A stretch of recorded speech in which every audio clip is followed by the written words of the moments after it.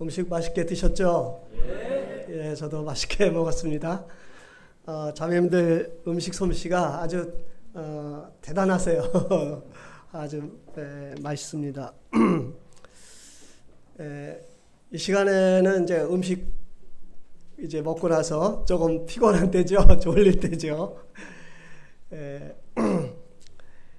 이제 말씀은 더 깊이 들어가면 말씀 듣기가 조금 어려울 수가 있습니다. 저는 아침에 이제 일어나면은요, 제일 먼저 하나님께 이제 말씀을 드리는 게 있어요. 제 마음과 제 생각과 제 비전과 제 몸과 물질과 제 아내와 자녀들을 다 주께 드립니다. 오늘도 주께서 주가 되시고 왕이 되셔서 주의 거룩과 주의 영광과 주님의 교회와 또 선교를 위해서 사용해 주십시오 하고 이제 하루를 시작을 합니다. 이 주님이 우리 삶의 주가 되시는 것은 한 번으로 끝나는 게 아니에요. 매일 삶 속에서 이것이 이어져 돼야 되는 것이죠. 또 이것은 좀 훈련이 필요합니다. 우리는 이제 주의 군사로서 주님의 제자로서 이 훈련이 필요해요. 그래서 예수님은 제자들을 택하셔서 계속 함께 하시면서 이 3년을 이렇게 훈련을 하시고 주님이 떠나셨죠. 이 열매 맺는 삶은 중요한 것이 내가 주인 되는 삶을 살아가지고는 결코 열매 맺는 삶을 살 수가 없습니다. 분명히 아셔야 돼요. 예수님이 나의 주가 되셔야 되는 것이죠. 그리고 그분을 만나야 되는 거고, 그리고 주님이 주신 말씀을 또 이렇게 순종해야 되는 것이고. 제가 이제 구원받고 얼마 안 돼서는 이 성경이 참 어려웠어요. 어떻게 이런 일이 있을 수 있을까? 이거는 그때나 필요하지 지금 내 시대에는 나하고는 좀 멀다. 그냥 나 구원받고 천국 가게 해주셨으니까 이렇게 살다가 이제 천국만 가면 된다고 이렇게 생각을 했던 것이죠. 그런데 세월이 지나면서 점차적으로 영적으로 이렇게 눈이 떠지고 주님을 알아가고 말씀을 알면서 이제 그게 아니라는 것을 배우게 됐습니다. 그래서 따라서 합니다. 성경의 인물은 모델이다. 그 속에 내가 들어가야 된다. 이렇게 돼야 되는 것입니다. 그래서 하나님이 아브라함을 갈대아우르에서 부르셔서 가나안 땅으로 갔잖아요. 그죠? 주님이 약속하셨어요. 내가 너와 함께하고 내가 너를 복주겠다. 약속을 하셨어요. 그 약속이 이루어졌어요? 안 이루어졌어요? 이루어졌습니다. 이 믿음은 약속과 관계가 있습니다. 저는 94년도에 주님이 저를 부르셨고 캄보디아로 이제 갔습니다. 그러니까 결국 제가 누구 속에 들어간 거예요? 어떤 인물 속에 들어간 거예요? 예? 대답해 보세요. 아브라함 그 모델 속에 제가 들어간 거예요. 주님이 저를 부르셔서 캄보디아에 가게 됐고 내가 너와 함께하고 내가 너 복주겠다 해서 25년을 살면서 그곳에서 주님이 함께하시고 그곳에 교회를 세우시고 이렇게 하신 거죠. 자, 이 사도행전에 많은 역사가 있습니다. 성령의 충만함과 또 성령의 충만함을 통해서 영혼들이 구원받고 교회가 세워지는 이런 놀라운 역사가 일어났죠. 그것은 그때 시대만 가능할까요? 지금은 우리하고는 상관이 없을까요? 그렇지 않습니다. 조금 이 분량의 차이가 있지만은 지금도 하나님은 그렇게 역사를 하시는 것입니다. 그래서 우리에게도 이 성령의 충만이 필요한 것이고 또 성령의 인도함이 있어야 되는 것이고 또 성령을 통해서 이 말씀의 비침을 받아야 되는 것이고 성령의 인도함으로 우리가 매일매일 삶이 필요한 것입니다. 이것이 없이는 하나님의 역사가 일어날 수가 없는 것입니다. 저는 이러한 것들을 이제 제가 30년에 걸쳐서 이 경험을 했고 이제 그 경험을 바탕으로 해서 우리 형제자매들과 함께 교제를 나누게 되는 것입니다. 제가 묻겠습니다. 성경 66권 있죠. 그렇죠? 예, 39약 39권 27권 신약. 그렇죠? 하나님의 임재가 없는 사람을 하나님이 쓰실까요? 안 쓰실까요? 솔직하게 한번 대답해 보세요. 절대 쓸 수가 없어요. 이걸 아셔야 돼요. 그러면 하나님의 임재가 있으면 하나님이 그 사람을 쓰셔야 안 쓰셔요? 쓰시는 것입니다. 예. 그러면 우리 모임에서는 이 하나님의 임재 그러면 무슨 조금 새로운 그런 이제 단어가 되는데요. 그렇지가 않습니다. 저는 여러 교회에서 말씀을 전할 때 이 하나님의 임재에 대해서 말씀을 나누고 있습니다. 예. 이 하나님의 임재는 바로 예수님이 이제 승천하시고 나서 누구를 보내셨냐면 성령님을 보내주셨어요. 그래서 이 구원받은 성도들에게 이 성령으로 인치세요. 그래서 성령님은 누구를 증거하냐면 예수 그리스도를 우리 가운데 증거하세요. 그리고 성령님은 우리 안에서 이 예수님의 성품을 이제 우리를 예수님의 성품으로 이렇게 닮아가도록 하세요. 그래서 이제 우리 형제자매들이 예배를 드릴 때 따라서 합니다. 영으로 감사하고 영으로 찬송하고 영으로 예배드리자. 영어로 한번 해보세요. 그러면 달라요. 이 찬송을 부를 때 이 영어로 이렇게 찬양을 드리잖아요. 그러면 얼마나 마음에서 기쁨이 되고 그 찬양이 마음속 그 깊은 데서 하나님께 그 은혜로 이렇게 예배를 드리는 것을 경험하게 되는 거예요. 그러면 무엇을 말하냐면 바로 하나님의 임재 가운데 하나님께 예배를 드리는 거예요. 그래서 앞으로 이제 그런 영으로 감사하고 영으로 예배하고 영으로 찬송하고 또 영으로 기도하고 해보세요. 그러면 우리 기도가 변하고 예배가 변하고 찬송이요 변합니다. 그래서 참 저는 이렇게 예배를 드리면서 이 하나님 앞에 주님 제가 영으로 감사하고 영으로 예배하고 영으로 찬양하게 해주세요 하고 이제 이렇게 찬송을 성도들하고 하면서 참 기쁨이 있어요. 그리고 그 찬양이 너무너무 기뻐요. 즐거워요. 제 마음에 평강이 오는 것이죠. 한번 이제 그렇게 해보시고. 자, 먼저 이제 예배소서 1장 14절을 보겠습니다.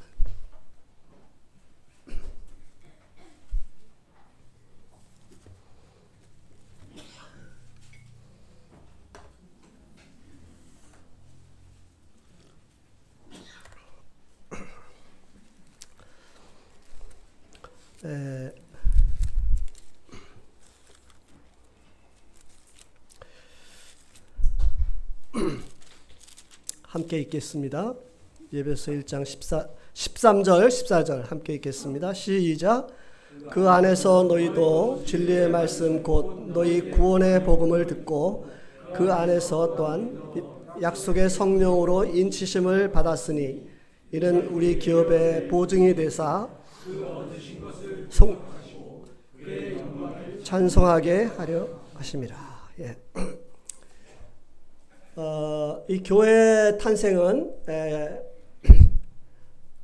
그 사도행전 2장에 이 오순절날 성령이 임함으로 이제 교회가 이렇게 탄생이 됐습니다. 그런데 이제 우리가 오늘날은 이 에베소 2장과 같은 그러한 현상이 없는 것이죠. 이제 각자 구원을 받을 때 바로 구원받는 즉시 하나님께서 구원받은 성도 가운데 이 성령으로 이렇게 인치시는 거예요. 성령을 주시는 거예요. 맞아요, 안 맞아요? 맞죠? 예. 그래서 이제 구원받은 성도, 구원받았다 하는 것은 뭘까요? 이 구원받았다 하고 하는 것은 내 안에 성령님이 계시다 하는 거예요. 예. 만약에 성령님이 내 안에 계시지 않다 하고 하는 것은 구원받은 게 아니에요. 이걸 분명히 아셔야 돼요. 사도 바울은 로마서 8장에서 이것을 분명하게 말씀을 하고 있는 것이죠. 자, 8장에 가서 한번 보겠습니다.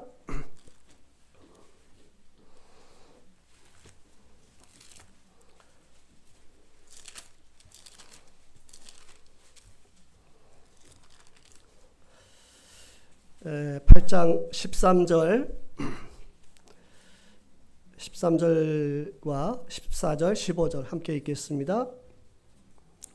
시작.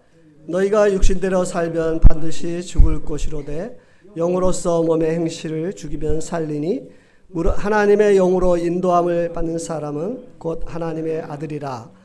너희는 무수한 종의 영을 받지 아니하였고 양자의 영을 받았으므로 우리가 아빠 아버지라 부르짖느니라.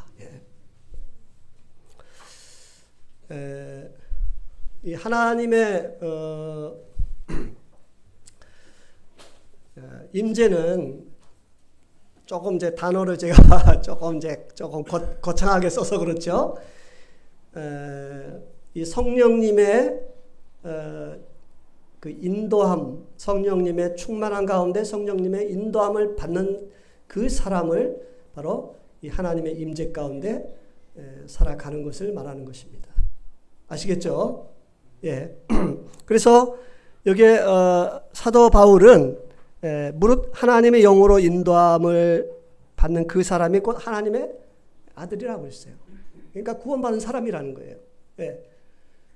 그래서 이제 우리 가운데는 혹가다가 구원을 받았다고 하고 침례도 받았지만은 그 안에 성령님이 계시지 않은 분들이 있어요. 이런 분들은 구원받은 사람이 아닌 것이죠. 예. 그래서 이 성령님이 우리 안에 계시다고 하는 것은 무엇으로 알 수 있냐면 우리가 이 주님과 예배를 드리고 또 주님 말씀을 통해서 주의 음성을 듣고 또 이렇게 기도하고 이 성도와 이 하나님의 영을 받은 성도와 이 교제가 된다는 것입니다. 성도와 성도의 교제가 되고 또 말씀을 읽을 때 주의 음성이 들리고 또 우리가 예배를 드리고 싶고 이것이 이제 성령님이 우리 안에 거하시는 증거가 된다고 하는 것입니다.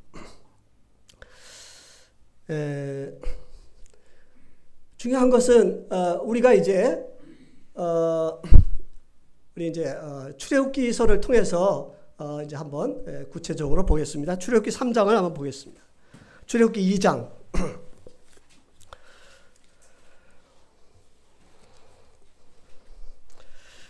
어느 형제님이 출애굽기 2장 11절부터 15절을 한번 읽어주시면 감사하겠습니다.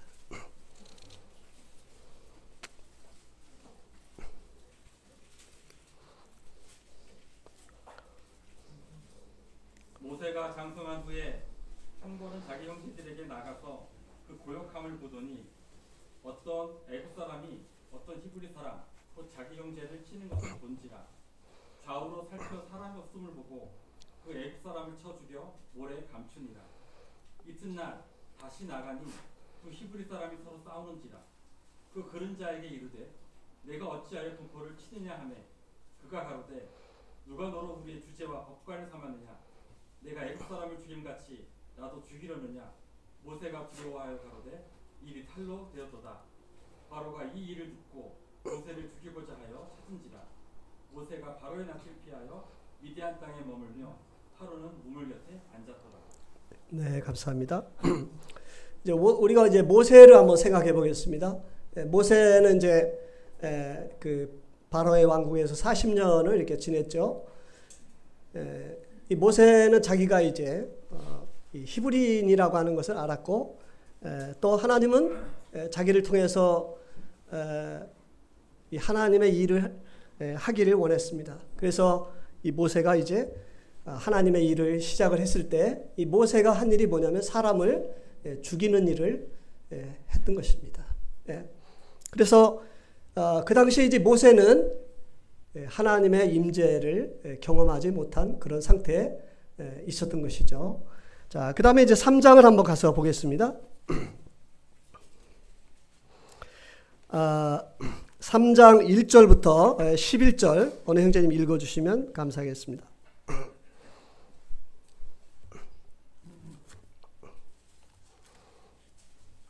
모세가 그 장인 미디안 제사장 이드로의 양 무리를 치더니 그 무리를 광야 서편으로 인도하여 하나님의 산 호렙에 이르매 여호와의 사자가 떨기나무 불꽃 가운데서 그에게 나타나시니라. 그가 보니 떨기나무에 불이 붙었으나 사라지지 아니하는지라. 이에 가로되 내가 돌이켜 가서 이 큰 광경을 보리라.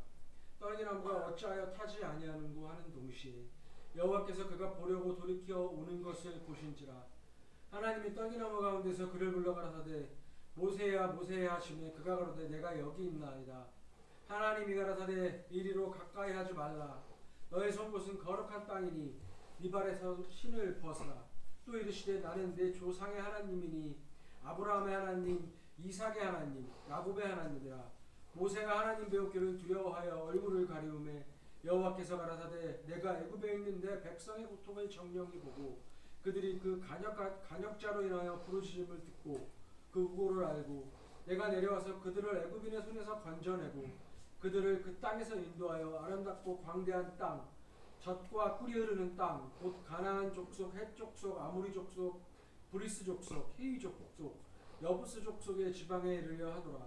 이제 이스라엘 자손의 부르짖음이 내게 달하고 애굽 사람들이 그를 괴롭게 하는 학대도 내가 보았으니 이제 내가 너를 바로에게 보내어 너로 내 백성 이스라엘 자손을 애굽에서 인도하여 내게 하리라. 모세가 하나님께 고하되 내가 누구간데 바로에게 가며 이스라엘 자손을 애굽에서 인도하여 내시리라. 네, 12절이요. 하나님이 가라사대 내가 정녕 너와 함께 있으리라. 내가 백성을 애굽에서 인도하여 낸 후에 너희가 이 산에서 하나님을 섬기리니 이것이 내가 너를 보낸 증거니라. 네, 감사합니다. 모세가 이제 광야로 가서 이 40년을 이 미디안 가서 이 목자로서 양을 치는 그 일을 40년을 하게 돼요. 그러니까 총 이제 나이가 바로의 광국에서 40년을 지냈죠, 그렇죠? 이제 광야에서 40년을 지냈어요. 이제 양을 치는 그런 목자의 일을 했죠. 그때 이제 하나님께서 누구를 만납니까? 이 모세를 이제 만나 주시는 것입니다. 그때 이 모세는 처음으로 이 하나님의 임재가 모세에게 있었던 것입니다. 그래서 여기서 이제 하나님이 모세에게 내가 너를 통해서 이스라엘을 이끌어 내겠다 이렇게 말씀을 하시고 나는 아브라함의 하나님 야곱의 하나님, 이삭의 하나님이다. 내가 아브라함에게 약속한 그 약속을 이제 내가 기억한다. 이렇게 말씀을 하신 것입니다. 자,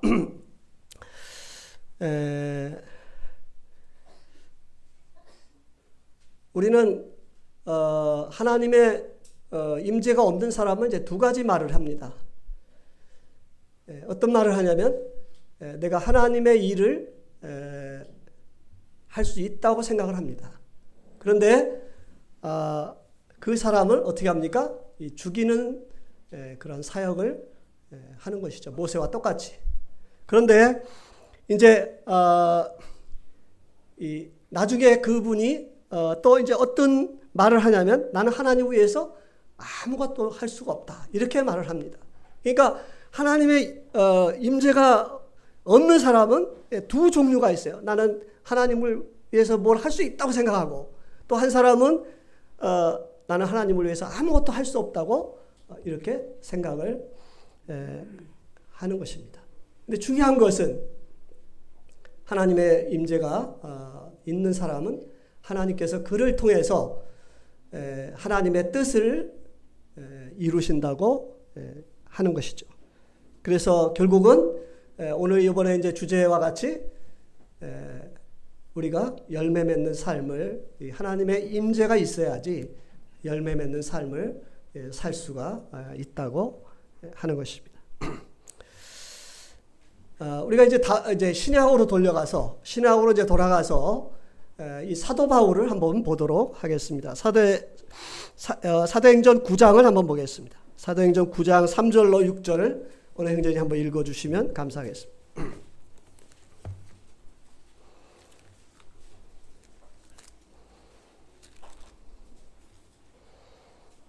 사울이 행하여 다메섹에 가까이 가더니 소련이 하늘로서 빛이 저를 불러 비추는지라 땅이 엎드러져 들음에 소리 있어 가라사대 사울아 사울아 내가 어찌하여 나를 핍박하느냐 하시거늘 대답하되 주여 미시오니이까 가라사대 나는 내가 핍박하는 예수라 내가 일어나 성으로 돌아가라 행할 것을 내게 이를 자가 있느니라 하시니. 네. 우리가 잘 아는 대로 이 사도 바울은 이 바리새인으로서 가말리아 문화에서 이렇게 태어났고 이 구약 성경에 아주 능통한 사람이에요. 한마디로 이 사도 바울은 이 구약 성경을 잘 아는 사람이고 또 나름대로 하나님을 내가 기쁘시게 하고 하나님을 위해서 내가 일을 할 수 있는 자격이 있다고 생각을 하고 있어요. 그런데 놀랍게도 이 사도 바울은 하나님의 임재가 한 번도 없었다는 것입니다. 아시겠어요? 예. 아무리 지식이 많은 것을 가졌다, 지식의 도를 넘었다 할지라도 하나님의 임재가 없이는 하나님이 그를 쓰실 수가 없다는 거예요. 이거를 아셔야 되는 거예요. 예. 그런데 이 다메섹 선상에서 이 사도 바울이 누구를 만났습니까? 예수님을 만난 거예요. 따라서 합니다. 예수님은 하나님이시다. 요즘 저는 이제 수부교회에서 요한복음 강해를 하고 있어요. 이 요한복음의 주제는 예수 그리스도는 하나님이시다 하는 이런 주제를 가지고 사도 요한은 기록을 했습니다. 말씀 하나님이잖아요. 그죠? 말씀이 육신이 돼요. 우리 가운데 거하심에. 이 사도 바울은 생에 태어나서 처음으로 하나님을 만난 거예요. 예수님을 만난 거예요. 그리고 나서 하나님의 임재가 이 사도 바울에게 임하면서 어떻게 합니까? 하나님은 그를 통해서 복음을 증거하게 됐고 아시아에 많은 교회를 세우게 됐던 것이죠. 그렇죠? 자, 그러면은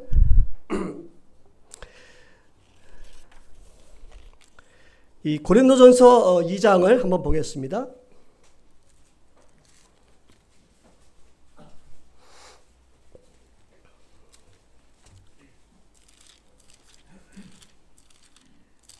아, 2장 4절을 함께 읽겠습니다.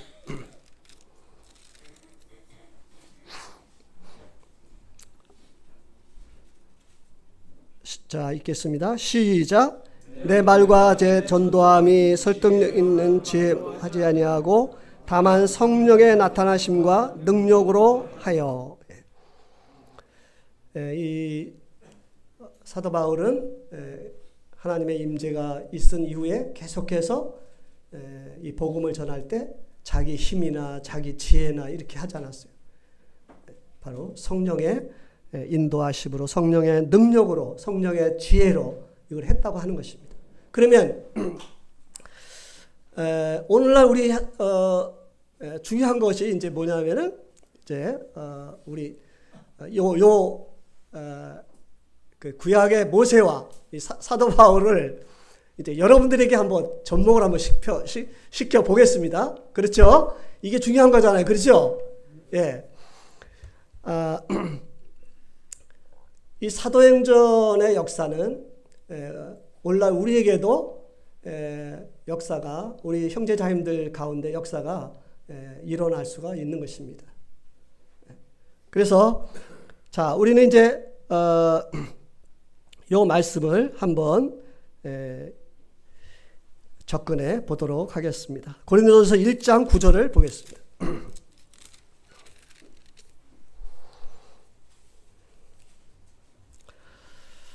함께 읽겠습니다. 고린도전서 1장 9절 시작. 너희를 불러 그의 아들 예수 그리스도 우리 주와 더불어 교제하게 하시는 하나님은 미쁘시도다. 예. 하나님께서 우리를 이제 구원하실 때 우리 안에 이 성령으로 인치심을 받으셨어요. 우리 형제자님들이 이제 주님을 아침에 이제 뭐 큐티를 한다든지 아침에 한다든지 뭐 점심에 한다든지 어느 시간에든지 간에 이 주님을 만나는 시간을 가질 것입니다. 그럴 때 우리는 주님 앞에서 따라서 합니다. 주님, 제가 성령님의 인도하심으로 하나님과 교제케 하시옵소서. 예. 우리는 이 성령님의 인도하심으로 하나님을 만나서 교제. 또 성경을 읽을 때 우리는 기도해야 됩니다. 성령님의 인도하심으로 이 말씀을 읽어서 성령께서 지혜를 주시고 성령께서 말씀을 주시고 성령께서 깨닫게 해주시고 이렇게 해야 되는 것입니다. 기도할 때도 마찬가지인 거예요. 기도할 때도 주님 아버지 하나님 저에게 성령으로 주님과 교제케 하시고 성령으로 기도가 생각나게 하시고 이렇게 기도하는 거예요.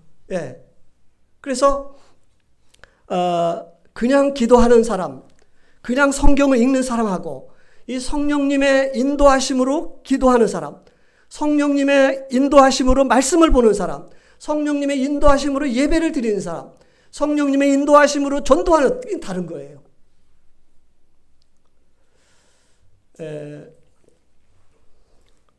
저는 이제 아침에 이제 주님 앞에 기도할 때 주님 이 시간도 제가 주님의 임재 가운데 성령님의 충만한 가운데 주님을 만나고 주님과 교제할 수 있도록 또 말씀을 읽을 때 이 비밀한 말씀을 주님께서 저에게 주십시오 하고 이렇게 이제 주님 앞에 기도를 하는 것입니다. 자, 예배소서 말씀을 또 보겠습니다.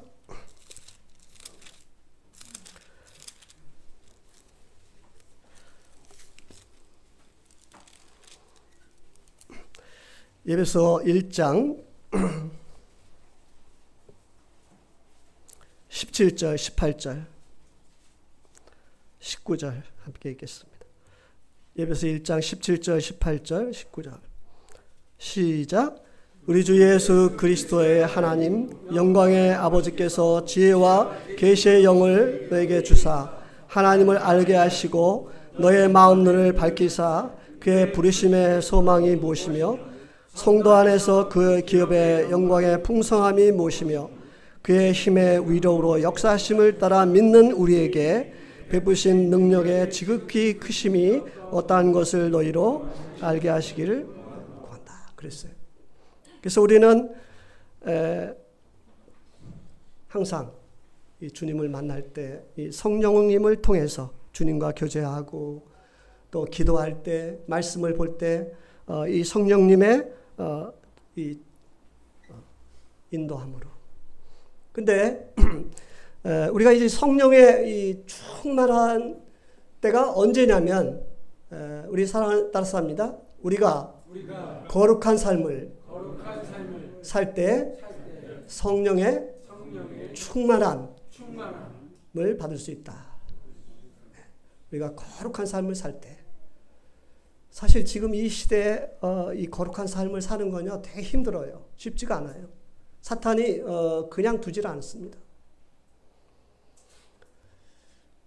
그래서 우리는 주님 앞에서 정말 이 조그만 죄라도 그것을 이렇게 버리고 또 죄가 접근을 해올 때 그것을 우리가 피하고 할 수 있으면 우리 성도들을 자주 만나고 성도들과 자주 교제를 하고 할 수 있는 세상 뭐 우리가 이제 직업적으로 만나는 건 어쩔 수 없지만은 이제 성도들을 가까이 하고 성도들 가운데 있는 것이 우리는 이 성령의 충만함을 받을 수 있는 그러한 길이 되는 것입니다. 그래서 이 주님과 교제를 할 때 아까도 이제 말씀을 드린 대로 이 주님 앞에 먼저 주님께 이제 교제를 하기 전에 먼저 우리의 죄를 자백을 하는 것이죠. 그 자백하면 주님이 용서하시잖아요. 그리고 이제 주님 앞에 예배를 드리는 것입니다. 우리 예배는 이제 주일날만 이렇게 예배를 드리는 것이 아니고 우리 매일 아침에 일어나면 이 예배부터 시작을 해야 되는 거예요. 예배는 어떻게 시작을 하냐면요, 이렇게 시작을 하는 거예요. 따라서 합니다. 내가 그리스도와 함께 십자가에 못 박혀 죽었고 장사 지냈고 예수님과 함께 부활했고 예수님이 나의 지혜가 되시고, 따라서 합니다. 나의 지혜가 되시고 거룩이 되시고 능력이 되시고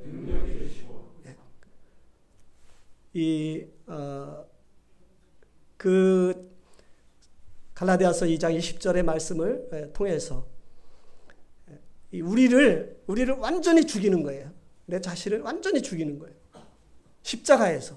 그리고 주님이 함께 죽고 주님이 함께 부활해서 그 주님이 나의 의가 되시고 생명이 되시고. 따라서 합니다. 하나님이 예수님의 보혈로 나를 옷 입혀주셨다. 우리 보좌 앞에 나갈 때 예수님이 하나님이 나의 예수 그리스도의 보혈로 나를 옷 입혀주셔서 이제 하나님 앞에 거룩함으로 나가는 거죠. 그렇죠? 예.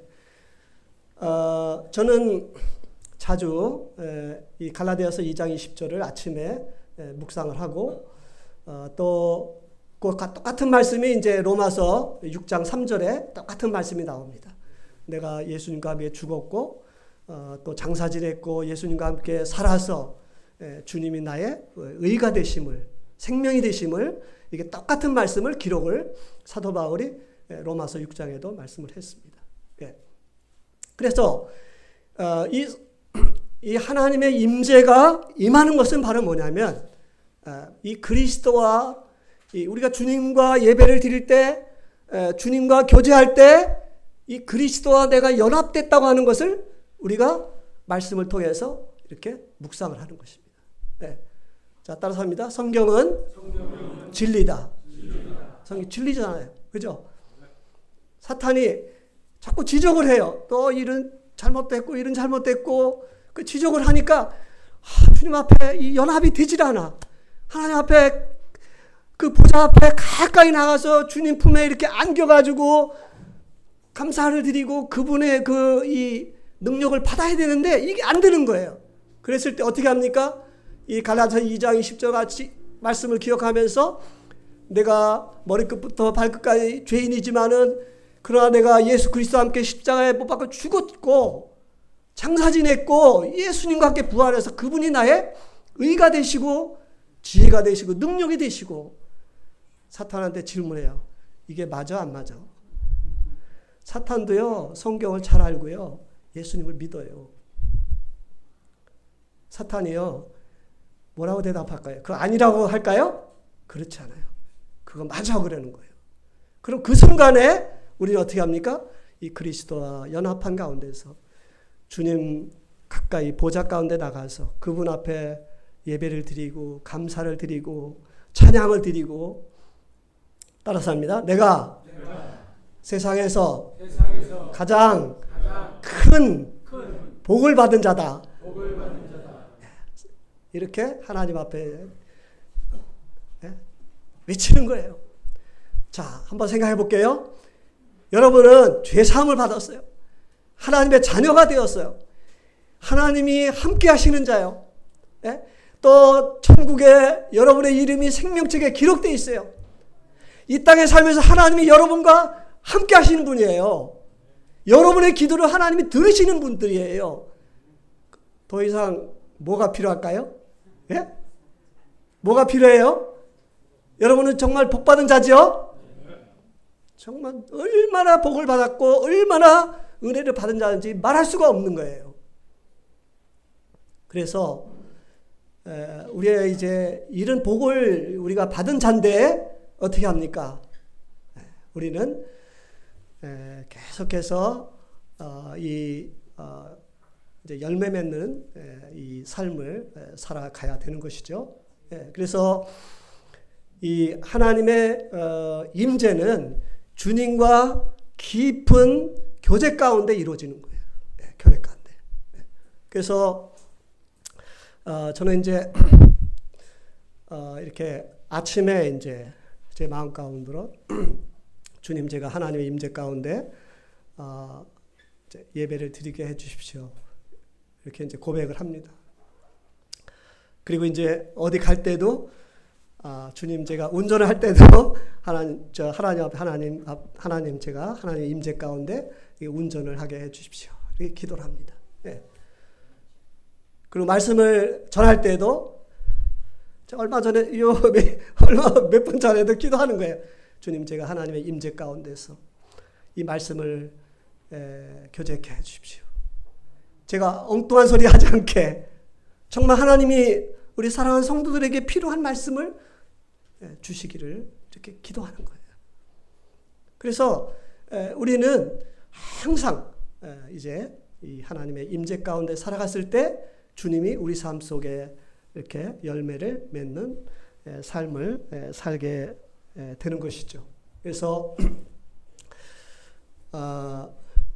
오늘 이제 중요한 이제 핵심이 바로 요한복음 15장 5절에 있는 아까 이제 첫 시간에 말씀드린 이 부분이 핵심인 거예요.